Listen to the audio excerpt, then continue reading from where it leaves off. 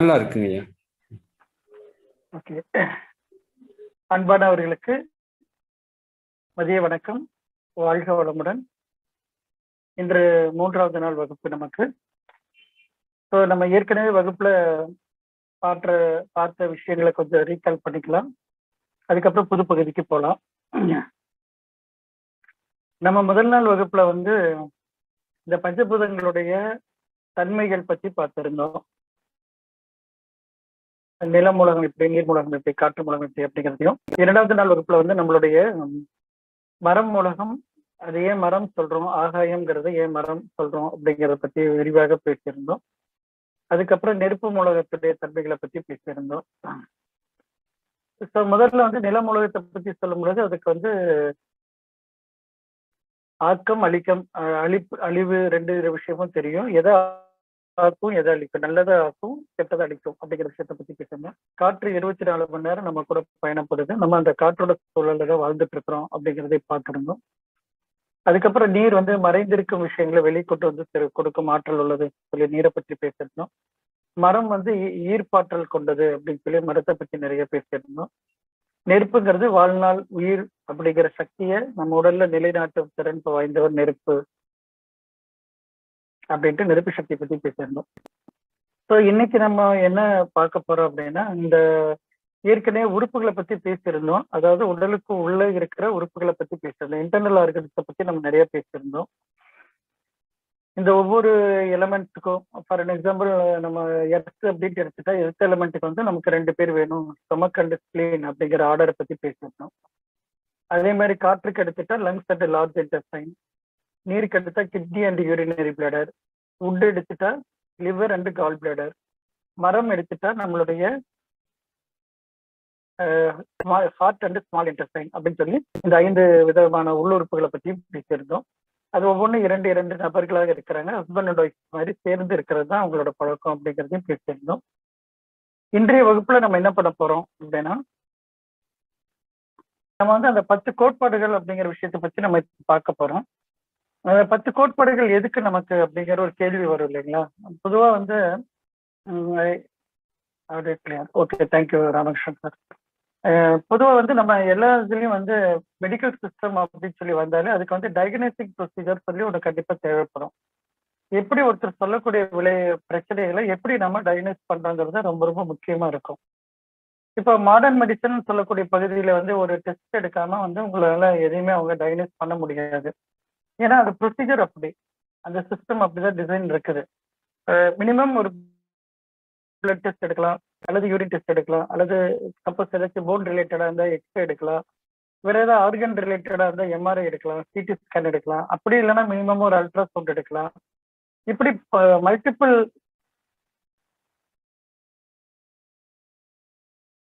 Okay இப்படி multiple மெத்தட்ல தான் ஒரு டயக்னோஸ் பண்ணிட்டு ஒரு ட்ரீட்மெண்ட்டை செய்யறாங்க. இதுதான் அவங்களுக்கு இருக்கிற ப்ரொசீஜர்.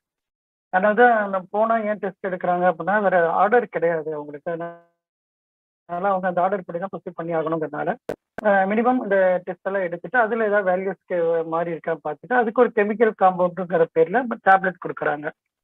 ஸோ இப்போ பிளட்ல இருக்கக்கூடிய ஒரு கெமிக்கல் சேஞ்ச் பண்றதுக்கு அந்த கண்டிப்பா அந்த டேப்லெட் வேலை செய்யுது.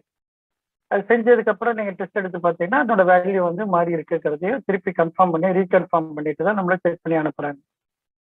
பட் இப்போ இங்கே நம்ம அக்குபஞ்சர்ல எடுத்துக்கிட்டா அல்லது நேச்சுரோபதி சொல்லக்கூடிய நிறைய மெடிக்கல் சிஸ்டம் இருக்கு. நம்ம சித்தா மருத்துவம் மற்றவங்கெல்லாம் எடுத்துட்டா கூட அவங்களே ஏதாச்சும் ஒரு ப்ரொசீஜர் ஃபாலோ பண்றாங்களா அப்படின்னா ஒரு பல்ஸ் டயக்னோஸ்டிங் சொல்லி நாடி பார்த்து பண்றதை ஒரு ப்ரொசீஜரா வச்சிருக்காங்க. நம்மளும் நாடி பார்ப்போம், அக்குபஞ்சர்லயும் நாடி கண்டிப்பா பார்ப்போம். பட் இப்போ நம்ம இருக்கிறது தூரத்துல இருந்து நம்ம பேசுறதுனால இதை நம்ம வகுப்புல கிளாஸ்ல எடுக்கிற பார்ட்டா இருக்கிறதுனால இப்போ நம்ம ஒரு நபர் நம்ம கிட்ட ஒரு தன்னோட பிரச்சனைகளை சொன்னாருன்னா இது எது சார்ந்த பிரச்சனையை அவர் சொல்லிட்டு இருக்காரு அப்படிங்கிற தெளிவு நமக்கு கிடைக்கணும். அந்த தெளிவு கிடைச்சிருச்சுன்னா ட்ரீட்மெண்ட் ரொம்ப சுலபமா உங்களுக்கு போயிடும். அப்ப அவங்க அந்த நபர் சொல்லும் பொழுது எப்படி நம்ம டயக்னைஸ் பண்ணலாம் அப்படின்னு சொன்னா இந்த 10 கோட்பாடுகள் ரொம்ப முக்கியமா தேவைப்படும். இந்த 10 கோட்பாடுகள்ல எவ்வளவு ஆழமா நம்ம உள்ள இறங்குறோமோ அந்த அளவுக்கு ரிசல்ட் அல்லது டயக்னைஸ் பண்றது எல்லாமே ஃபாஸ்டா உங்களால பண்ண முடியும். ஆனா ரொம்ப காம்ப்ளிகேட்டட் கிடையாது. இது எப்படி சொன்னா, இப்ப நம்ம நார்மலா ஸ்கூல் டேஸ்ல டேபிள் படிச்சிருப்போம். டேபிள்ஸ் பார்த்துட்டு தான் மேக்ஸ்குள்ள போயிருப்போம். அப்ப டேபிள்ஸ் பார்க்கும்போது பார்த்தீங்கன்னா, அந்த first table, second table, third table சொல்லி மினிமம் 10 டேபிள்ஸ் நம்ம வச்சிருப்போம். ஒன்ஸ் அந்த டேபிள்ல நீங்க எக்ஸ்பர்ட்டா இருந்தீங்கன்னா, வாய்ப்பாட்டுல எக்ஸ்பர்ட்டா இருந்தீங்கன்னா, நீங்க வந்து எவ்வளவு பெரிய சம் குடுத்தாலும் உங்களால வேகமா ஒர்க் பண்ண முடியும். சப்போஸ் சம் குடுத்ததுக்கு அப்புறம், ஒரு ப்ராப்ளம் கொண்டு வந்து மேக்ஸ்ல குடுத்ததுக்கு அப்புறம் நீங்க டேபிள் உட்கார்ந்து படிக்கிறது சொன்னா ரொம்ப சிரமமா இருக்கும். ஏன்னா ஒவ்வொரு தடவையும் நீங்க போய் டேபிள் பார்த்துட்டு வரணும். இந்த சம்ல இருக்கக்கூடிய ஒவ்வொரு பிரச்சனைக்கும், ஒரு சொல்யூஷனுக்கும் நீங்க வந்து டேபிள் போய் பார்த்துட்டு வரணும். ஆனா டேபிள் நல்லா தரவா மெமரிக்குள்ள இருக்கிறவங்க என்ன பண்ணுவாங்கன்னா, ஜஸ்ட் நீங்க சம் குடுத்த உடனே அவங்க பாட்டு ப்ரொசீஜர் ஃபாலோ பண்ண ஆரம்பிச்சிடும். கடகடன்னு போட்டுருவாங்க. ஸோ ஒரு சம்ம வந்து 5 நிமிஷத்துலயும் முடிக்க முடியும். அதே சமயம் நமக்கு 1 மணி நேரம் ஆனாலும் முடியாம இருக்கிறதுக்கு வாய்ப்பு இருக்குது. ஏன்னா டேபிள் நமக்கு தெரியாம போயிடுச்சுன்னா. ஸோ இப்ப நம்மளோட அல்டிமேட் கோல் என்னன்னா, டேபிள் படிக்கிறது தான் நம்மளோட வேலை. இது தெரிஞ்சா ரொம்ப சுலபமா இருக்கும். கோட்பாடுகள்ல வந்து நமக்கு அந்த 181வது பேஜ்ல நம்ம குடுத்துருக்கிறோம். அத நீங்க தனியா பேப்பர்ல ஏற்கனவே நோட் புக்ல வச்சிருக்கிறவங்க எழுதிக்கலாம். வெளி உறுப்பு எக்ஸ்டர்னல் ஆர்கன் அப்படிங்கிறது ஒரு கோட்பாடு. எக்ஸ்டர்னல் ஆர்கன் வெளி உறுப்புங்கிறது ஒரு கோட்பாடு. அதுக்கடுத்து வந்து நிறம், கலர் அப்படிங்கிறது ஒரு கோட்பாடு. அதுக்கப்புறம் நீர் சுரப்பு, செக்ரீஷன் கிளான்ஸ் அப்படிங்கிறது அதுக்கு அடுத்தது. நீர் சுரப்பு அப்படிங்கிறது. அப்புறம் சுவை அப்படிங்கிறது, டேஸ்ட் அப்படிங்கிறது வந்து அடுத்த கோட்பாடு. அப்புறம் கேரக்டர், குணம் அப்படி. இப்ப 5 மட்டும் எடுத்துக்குவோம். நம்ம இன்னைக்கு வந்து 1 இல்ல 2 தான் பார்க்க முடியும். டைம் ஆயிட்டா அவ்வளவு டைம் தேவைப்படுவதுக்கு. ஸோ அதை இந்த 5 எழுதிக்கோங்க. நம்ம 1, 2 பார்த்துக்கலாம். ஓகேங்களா?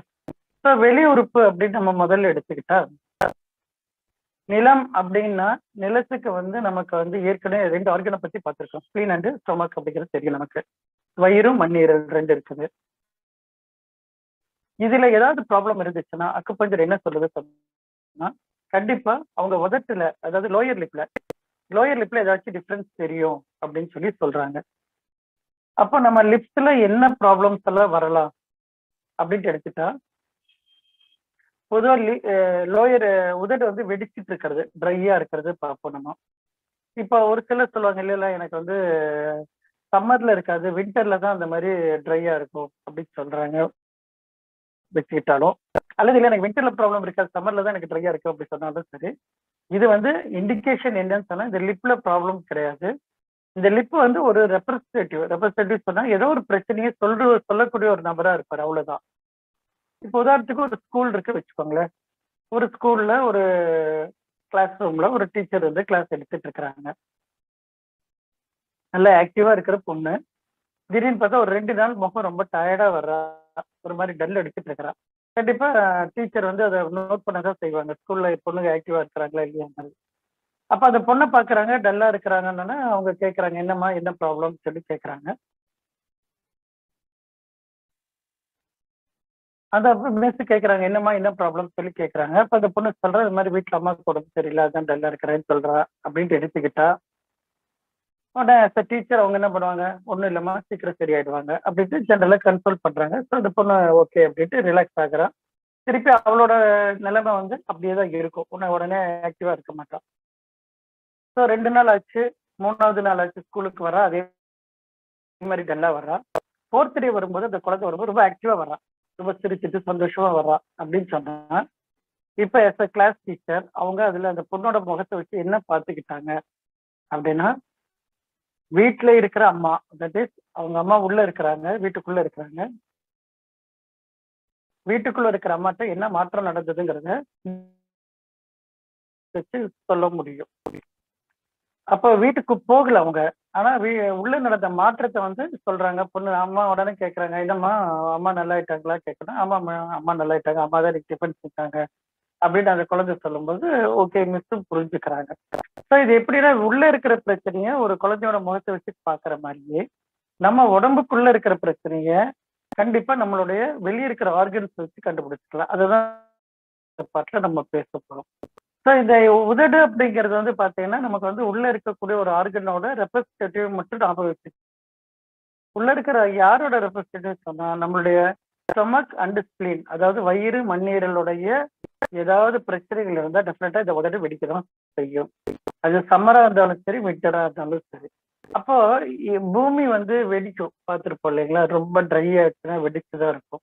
அப்போ போய் பூமியில வந்து நீங்க நல்ல விதையை போட்டாலோ என்ன பண்ணாலும் உங்களுக்கு ஈல்டு கிடைக்காது, பெரிய விவசாயம் பண்ண முடியாது நம்மளால.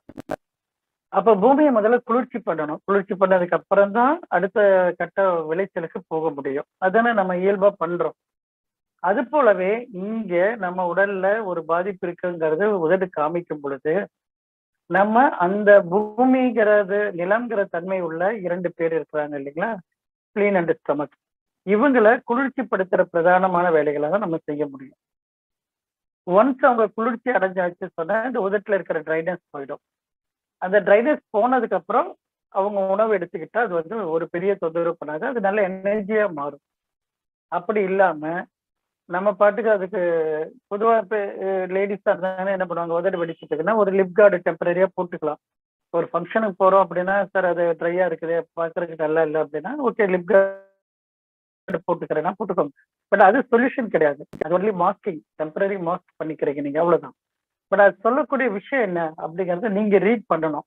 அப்போ ஒரு நபர் வர்றாரு, ஒரு பேஷண்ட் வர்றாரு, அவர் வரும்போதே பாக்குறீங்க அவரோட உதடு வெடிச்சிருக்கு அப்படின்னா, அப்பவே நீங்க அவரை பத்தி இப்பவே நீங்க அனுமானிச்சுக்கலாம். அவருடைய நிலம் வீக்கா இருக்குது, அதாவது அவரோட ஜீரணம் இன்டைஜஷன் வந்து அதிகமா இருக்கு அப்படிங்கறத நீங்க புரிஞ்சுக்கலாம். அப்ப அவர்கிட்ட நீங்க டைஜஷனை பத்தி எது பேசினாலும் அவர் ஆமா ஆமான்னு தான் சொல்லுவாரு. ஆமாங்க வயிறு சரியில்லை, சாப்பிட்டா கஷ்டமா இருக்குது, சாப்பிடாம இருக்க முடியறது இல்ல, அப்படி சொல்லிட்டே இருக்காருன்னு சொன்னா அவருடைய உடல்ல வந்து வயிறு பாதிச்சிருக்குங்கிறத நீங்க ஈஸியா கண்டுபிடிச்சிக்கலாம். ஓகே.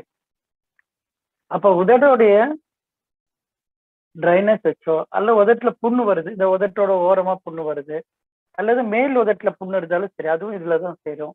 அதுக்கப்புறம் உங்க பல்லோட கம்ஸ், பல்ல ஹோல்டு பண்ணிட்டு இருக்கிற கம் சொல்றோம் இல்லைங்களா, ஈரு, அந்த ஈர்ல ஏதாவது பிரச்சனை இருந்தாலும் அதுவும் வந்து இதைதான் காமிச்சு கொடுக்கும். இது நம்மளுடைய நிலத்தோட வீக்னஸ் காமிச்சு கொடுக்கும். இப்ப கம்ஸ பத்தி பேசும்பொழுது ஒரு டவுட் வரும். நல்லா இருக்கும் ஆனா பல்லு ஆடும். சொத்த பல்லு கிடையாது, சொத்த பல்லு இருந்தா அது வேற கேட்டகரி. இங்க என்ன பிரச்சனை, பல்லு நல்லா இருக்கு அந்த பல்லு ஆடுது அப்படின்னா என்ன இருக்குன்னா பல்லு கிரிப் இல்லை. அதாவது நிலத்துல நம்ம ஒரு ஒரு போஸ்டை ஊனி வைக்கிறோம் வைங்களேன், ஏதோ ஒரு உடன் போஸ்டோ அல்லது அயன் போஸ்டோ ஊனி வைக்கிறவங்க, நிலம் கிரிப்பா பிடிச்சிருந்தாதான் அந்த போஸ்ட் ஆடாம இருக்கும். நிலம் கிரிப்பா இல்லை அப்படின்னா கண்டிப்பா வந்து அந்த போஸ்ட் வந்து சாஞ்சிரும். மரத்தை நட்டுறோம், மரத்து கிரிப்பா பிடிக்கணும்னு சொன்னா நிலத்தோட டென்ஸ் தேவைப்படும், இல்லைன்னு சொன்னா மரம் சாஞ்சிரும். அதை நம்ம நார்மலா வந்து பக்கம் ஊட்டி பக்கம் எல்லாம் பார்க்கும்போது மரங்கள் அதை மண்ணை அதிகமா எடுக்க எடுக்க என்ன ஆகுனா மரங்கள் வந்து தானாவே கீழே சாய ஆரம்பிச்சிடும். அப்ப மரத்துக்கும் மண்ணுக்கும் ஒரு பெரிய தொடர்பு இருக்குங்கிறது இதுல புரிய வருது ஒண்ணு. ரெண்டாவது, உங்க ஜீரணம் நல்லா இருக்கா இல்லையாங்கிறது ஒரு முகத்துல இருக்கக்கூடிய உதட பார்த்தோன்னே உங்களால ஜட்ஜ் பண்ண முடியும். இதே உதடு நீங்க குழந்தைகளுக்கு பாருங்களேன், அந்த அடல்ட்ரி ஏஜுக்குள்ள இருந்தாலும் சரி, அடல்ட்ரியோட எண்ட் ஆஃப் பீரியட்ல இருந்தாலும் சரி, அவங்களோட உதடு பார்த்தீங்கன்னா அவ்வளவு நல்லா ஈரத்துல ஊறுன மாதிரி இருக்கும். சொல்லப்போனா ஜாமுன் எடுத்து உள்ள வச்ச மாதிரி வச்சுக்கோங்களேன். எப்படி ஒரு ரசகுல்லாவை கொண்டு போய் ஒரு ஸ்வீட்ல போட்டு அப்படியே ஜீரால ஊற வச்சு வச்சிருந்தீங்கன்னா எப்படி இருக்கும், அந்த ட்ரைனஸ் அந்த ஒரு வெட்னஸை வந்து அவங்க உதட்டுல பார்க்க முடியும். அது அழகாவும் இருக்கும் பார்க்கறதுக்கு உங்களுக்கு. அதுவே கொஞ்சம் வருடங்கள் நகர நகர நகர நகர நம்ம மருந்து மாத்திரைகளோ அல்லது நம்மளோட மனசுல ஏகப்பட்ட குழப்பங்களோ வச்சுட்டு வர வர பார்க்கும்போது அந்த உதட்டுல இருக்கக்கூடிய ட்ரைனஸ் வந்து தானாவே அதிகமாயிட்டே போகும்.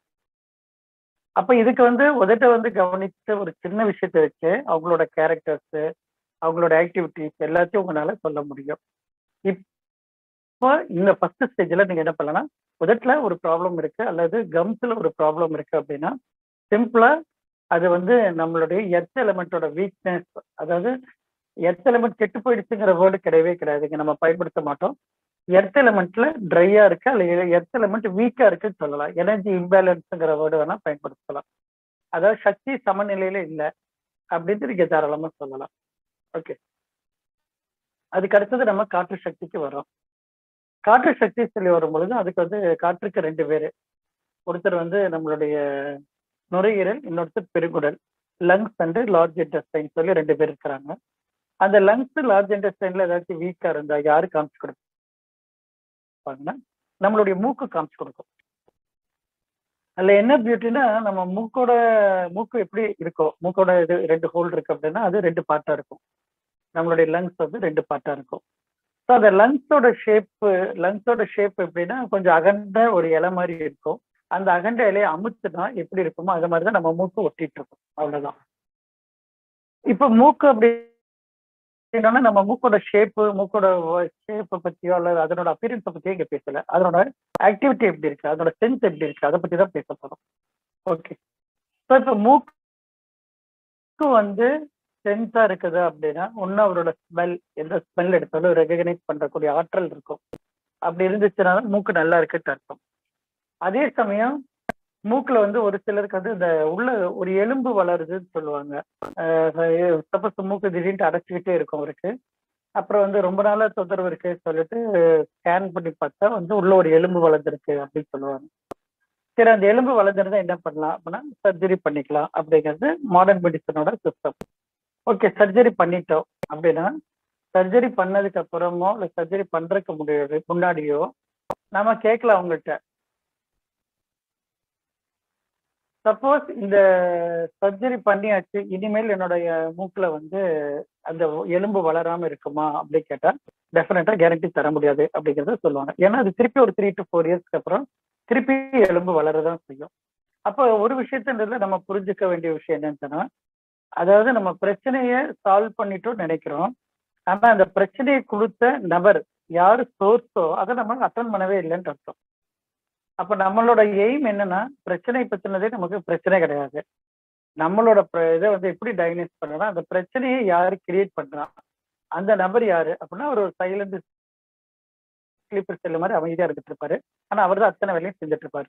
அப்போ ஒருத்தரோட மூக்குல வந்து குருத்தெலும்பு வளருது அப்படின்னு சொன்னாலோ, அல்ல மூக்கு ஒழுகிட்டே இருக்குன்னு சொன்னாலோ, இல்ல மூக்கு அடைச்சிக்குதுன்னு சொன்னாலோ, அல்ல மூக்குல என்னால ஸ்மெல் ஒழுங்கா ரெகக்னைஸ் பண்ண முடியலன்னு சொன்னாலோ, அல்லது மூக்குல இருந்து மூக்கோட்டம் இருந்துட்டே இருக்குது. அது பர்டிகுலரா பாத்தீங்கன்னா நிறைய பேர் காலையில தான் நிறைய ஸ்னீசிங் பண்ண சும்மா தும்மிட்டே இருப்பாங்க. அது பர்டிகுலரா ஒரு 7 o'clock வரைக்கும் இருக்கு. அப்ப 7 o'clock மேல குறைஞ்சிரும். அது ஏன் அப்படிங்கறத நம்ம வரப்போற கிளாஸ்ல பேசலாம். ஓகே. இப்ப இது எல்லாத்துக்குமே என்ன காரணம் அப்படின்னா, நம்மளுடைய உடம்புல நுரையீரல்ல சக்தி குறைவா இருக்கு அப்படிங்கிறது தான் என்னோட அடையாளம். நுரையீரல் நான் சொன்னா ரெண்டுமே தான், நுரையீரல் லார்ஜ் இன்டெஸ்டைன், அதாவது பெருங்குடலும் நுரையீரல் ரெண்டுமேலயே எனர்ஜி கம்மியா இருந்தா அவங்களுக்கு இந்த மாதிரி மூக்குல தொந்தரவுகள் காமிக்கும். இது வந்து ஸ்கூல்ல படிக்கிற பொண்ணு, அம்மா வந்து வீட்டுக்குள்ள இருக்கிறாங்க, அதனால நுரையீரல் உள்ள இருப்பாங்க, பெருங்குடலும் கீழே இருக்கிறாங்க, அவங்களும் உள்ள இருப்பாங்க. ஓகே. இன்னொரு சிலருக்கு மூக்குல வந்து ரத்தம் வடிகிற மாதிரி இருக்கும், ப்ளீட் ஆகுதுன்னு சொல்லுவாங்க. அதுவும் வந்து நம்மளோட நுரையீரல்ல பிரச்சனை தான். நுரையீரல்ல எனர்ஜி கம்மி தான். திருப்பி சொல்றேன், இங்க ரத்தம் வடிஞ்சா உடனே அங்க ரத்த வடிவம் அப்படிங்கிற அர்த்தத்துல போயிடாதுங்க. இங்க மூக்குல என்ன காமிச்சாலும் அந்த சோர்ஸ் வந்து அங்க உள்ள இருக்குது அப்படிங்கிறது தெரிஞ்சுட்டா போதும். அந்த சோர்ஸ் அட்டன் பண்றதுக்கு தான் நம்ம ப்ரொசீஜர் எடுக்க போறோம். ஓகே. ஸோ மூக்கு அது முடிஞ்சதுக்கு அப்புறம் நம்ம நீர் சக்திக்கு வரோம். வாட்டர் எலிமெண்ட்டுக்கு வரும்போது அங்க வந்து 2 பேர் இருக்கிறாங்க, கிட்னி அண்ட் யூரினரி பிளாடர், சிறுநீரகம் அண்ட் சிறுநீர் பை சொல்லி 2 பேர் இருக்கிறாங்க. அவங்கள ஏதாவது பிரச்சனை இருந்துச்சு அப்படின்னா, வேரியேஷன் இருந்ததுன்னா அது வந்து எதுல காமிச்சுன்னா காது காமிக்கும். 2 காதும். சார் அந்த 2 காதுலயும் நடக்கிற வித்தியாசங்கள், காது கேட்கறதுல ஏதாவது வித்தியாசங்கள் இருக்கு சொன்னா அது வந்து கிட்னில இருக்கக்கூடிய இம்பேலன்ஸ் ஆஃப் எனர்ஜி அப்படிங்கறத நீங்க தெரிஞ்சுக்கலாம். பொதுவா நமக்கு வந்து உடனே கிட்னி டயாலிசிஸ் பண்ணா சரியாயிடுமா அப்படிங்கிற கான்செப்டுக்கு தயவு செய்து போயிடாதீங்க. நம்ம அந்த கான்செப்டுக்கே போகல. அந்த கிட்னில இருக்கிற எனர்ஜி குறைஞ்சிருச்சுன்னா அப்படின்னா நமக்கு ஆட்டோமேட்டிக்கா காது கேட்கறதுல வேரியேஷன் இருக்கும். அது வேரியேஷன் எந்த மாதிரி எல்லாம் இருக்கலாம் அப்படின்னா, இப்போ ஒரு சிலருக்கு காது வந்து மந்தமா இருக்கிற மாதிரி இருக்கும். அதாவது சின்ன வயசுல நல்லா இருந்தது, ஒரு ஏஜுக்கு அப்புறம் திடீர்னு எனக்கு காது மந்தமா இருக்குது, காது கேட்கறதுக்கு ரொம்ப குறைவா இருக்குது அப்படின்னு சொன்னாலும், அது எந்த காதுல இருந்தாலும் சரி, 2 காதுலயும் ஒரே மாதிரி வரணும் தேவையில்லை. ஒரு சிலருக்கு ரைட்ல இருக்கலாம், ஒரு சிலருக்கு லெஃப்ட்ல இருக்கலாம், ஒரு சிலருக்கு 2 காது இருக்கலாம். அல்லது காதுல இரைச்சல் இருந்துட்டே இருக்குது அப்படின்னு சொன்னாலோ, காதுல ஏதோ இரைச்சல் சவுண்டு கேட்டுட்டு இருக்கு அப்படின்னாலோ, அல்லது காது வலிக்குது, அடிக்கடி ஏதோ போட்டு தோண்டிட்டு இருக்கணும், குடையணும் அப்படிங்கிற மாதிரி ஃபீல் ஆகுது அப்படின்னு சொன்னாலோ, அல்லது காதுல இருந்து தீ வடிது பஸ் இருக்குது அப்படின்னு சொன்னாலும், என்ன நீங்க காதுலுக்குள்ள நடக்கிற விஷயங்கள் எது சொன்னாலும் சரி, அது வந்து முழுக்க முழுக்க வந்து உங்களுடைய கிட்னில அல்லது யூரினரி பிளாடர்ல எனர்ஜி குறைஞ்சிருக்கு அப்படிங்கிறது ஒரு அடையாளம் தான். எனர்ஜி குறைஞ்சிருக்கு அல்லது எனர்ஜி இம்பேலன்ஸ் சமநிலையில் இல்லை அப்படின்னு சொல்லிக்கலாம். இதை சமன்படுத்துறதுக்கு தான் நம்ம புள்ளிகளை பயன்படுத்துவோம்.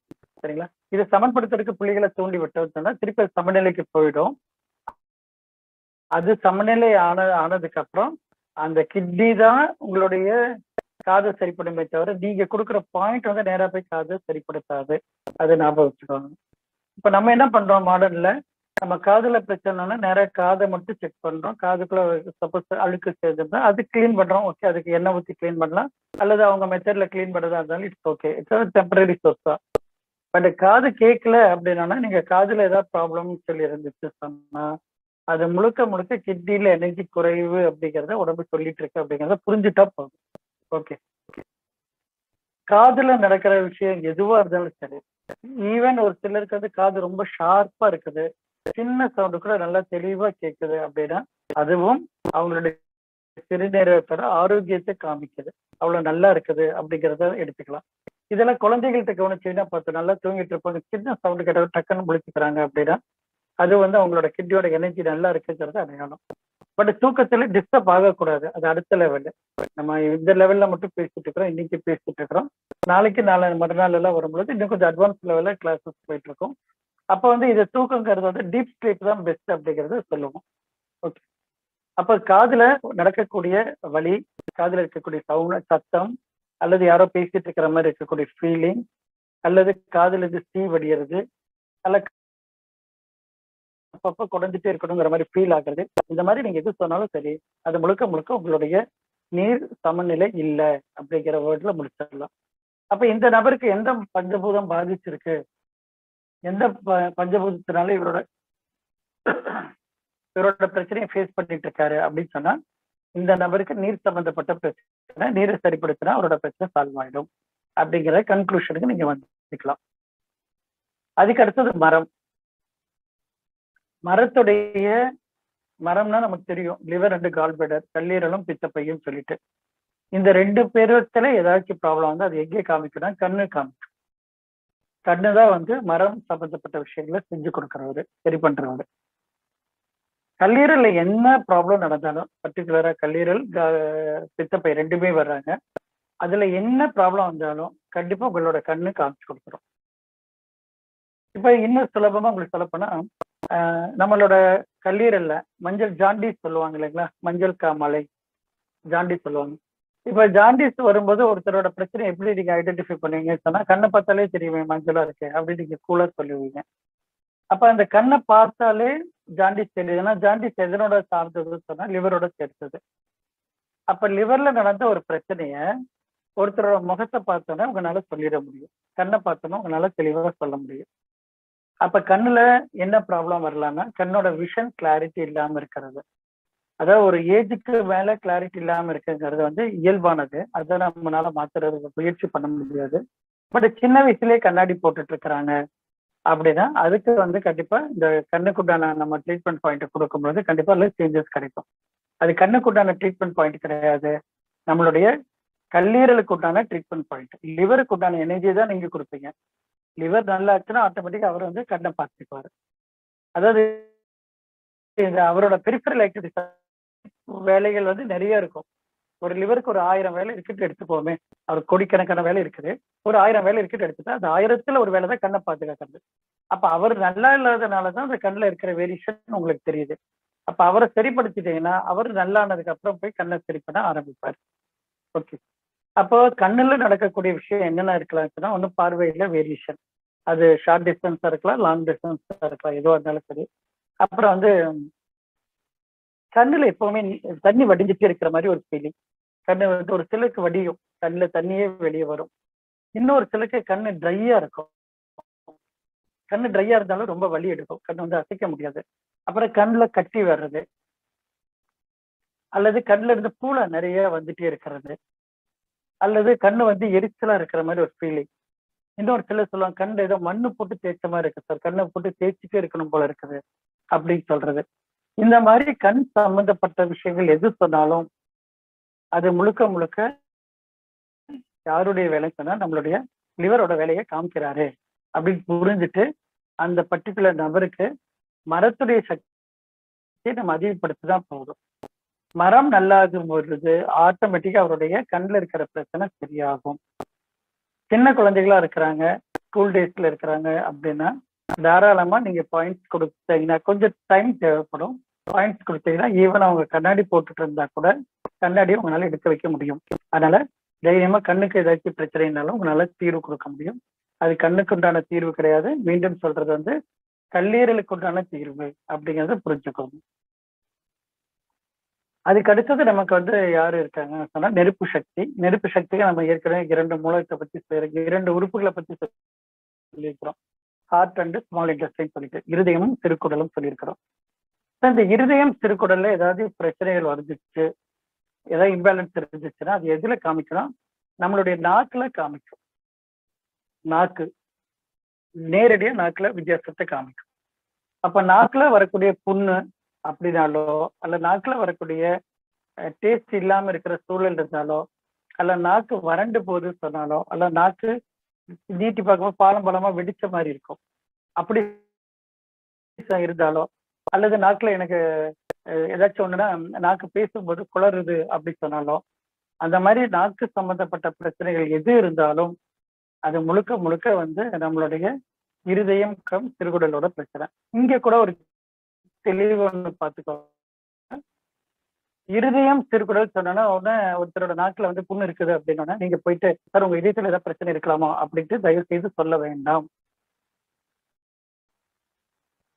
ஏன்டா எக்காரணத்துக்கு கொண்டு ஒரு நபரை வந்து பயம் முடிச்சிட்டோம் அப்படின்னா அவருடைய உடல்ல வந்து வேலை செய்யற திறன் குறைஞ்சு போயிடும்.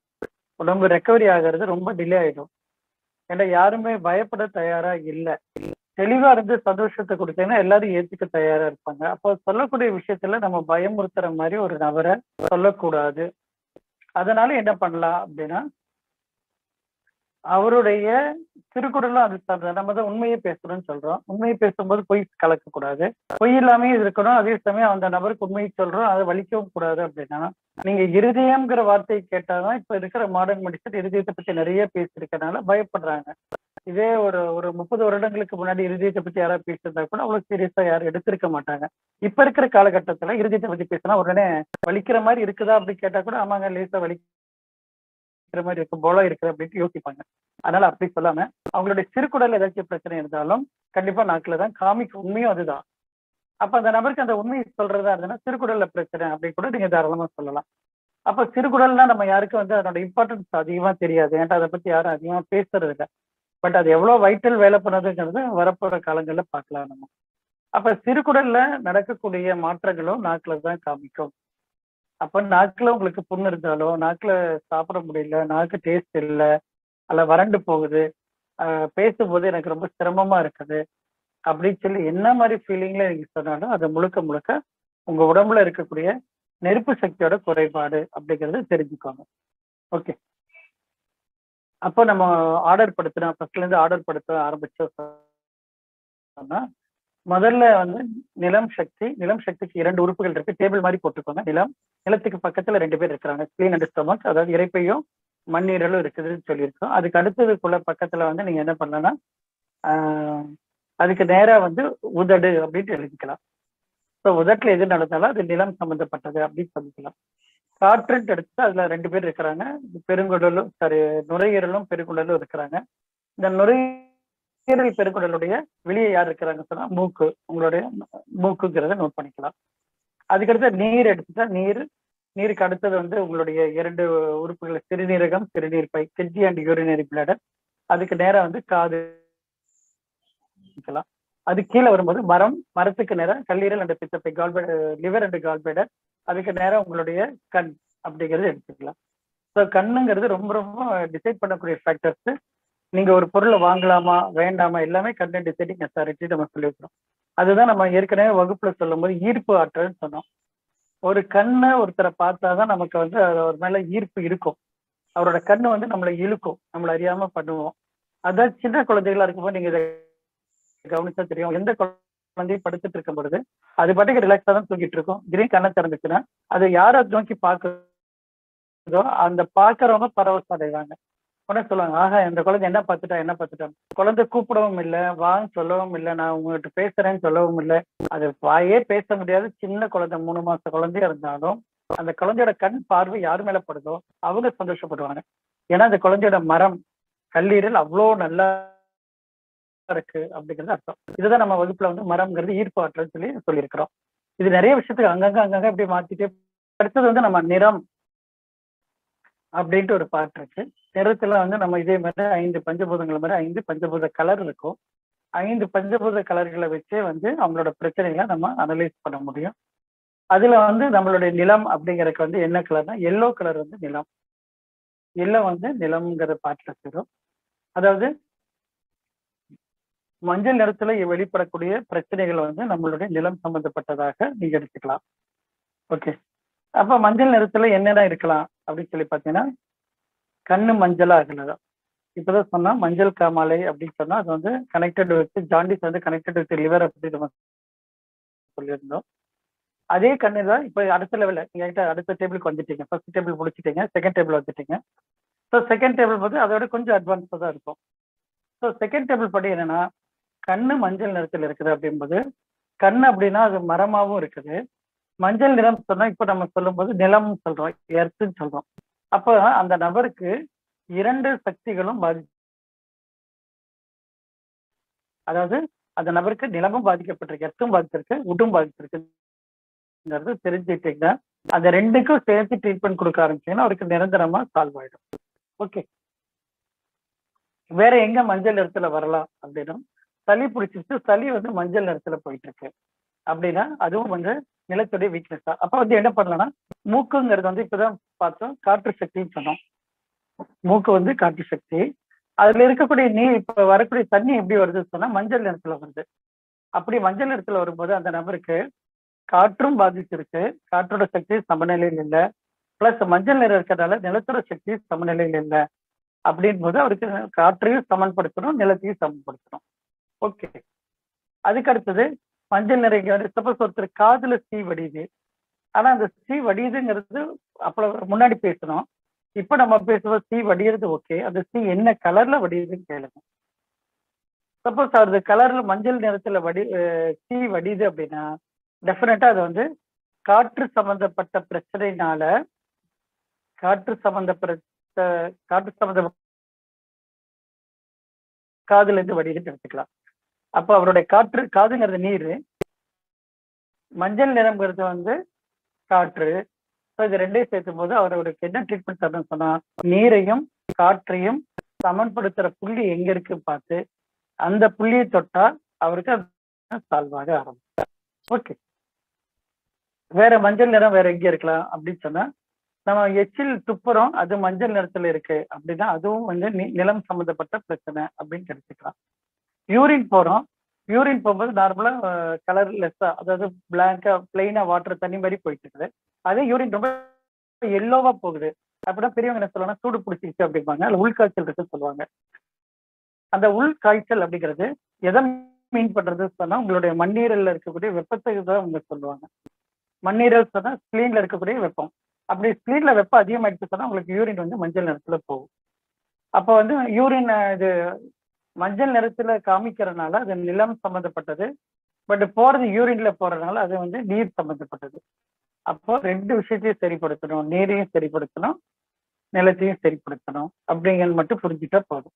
வேற மஞ்சள் நிறம் வந்து நகங்கள் மஞ்சள் நிறமா இருக்கிறது பார்க்கலாம். ரொம்ப ரேரா பார்த்தா நகங்கள் மஞ்சளா இருக்கு. அந்த மாதிரி நகம் வந்து நிலம் நீர் சம்பந்தப்பட்டது, மஞ்சள் நிறம் வந்து இப்ப நிலம் சம்பந்தப்பட்டது. அதனால வந்து கண்டிப்பா வந்து இது நிலமும் நீரும் பாதிக்கப்பட்டிருக்கு அப்படின்ட்டு எடுத்துக்கலாம். பல்லு மஞ்சள் ஆகிறது இது பொதுவா நிறைய பேருக்கு நம்ம பாக்குற கம்ப்ளைண்ட் தான். பல்லு மஞ்சள் ஆச்சு சொன்னா நம்ம நார்மலா என்ன பண்ணுவோம்னா கீழே இது டென்டிஸ்ட போய் கிளீன் பண்ணிட்டு வருவோம், ஸ்கேலிங் பண்ணிட்டு வர்றதுன்னு சொல்லுவாங்க. ஸோ டிஸ்கேல் பண்ணிட்டு வந்துட்டீங்கன்னா சரியாயிடும், கண்டிப்பா நல்லா இருக்கும். பட் திருப்பியும் வருமா அப்படின்னா திருப்பியும் வரதான் செய்யும். ஏன்னா அதனோட சோர்ஸ் என்னங்கிறத நம்ம கவனிக்கல.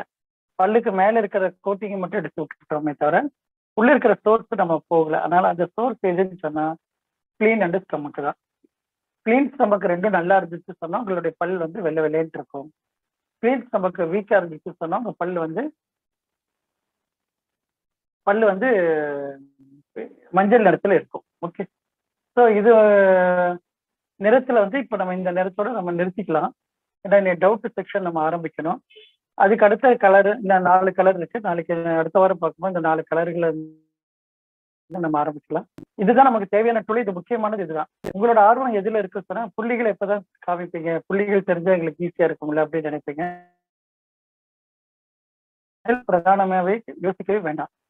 எங்களுடைய ஆசான் அவர் இயற்கை குமார் ஐயா தான் சொல்லும்போது சொல்லுவாரு, நீங்க இந்த இடத்துல இந்த 10 கோட்பாடுகள் தரவா இருந்தீங்கன்னா புள்ளிகள் தானாவே உங்களை தேடி வரும். வந்து என்னை இங்க தொடுப்பா அப்படின்னு சொல்ற அளவுக்கு அதுகளே பேச ஆரம்பிக்கும் அப்படின்னு சொல்லி நம்ம வகுப்புல நடக்கும்போது சொல்லுவாரு. அது 100க்கு 100 உண்மைதான். ஓகே.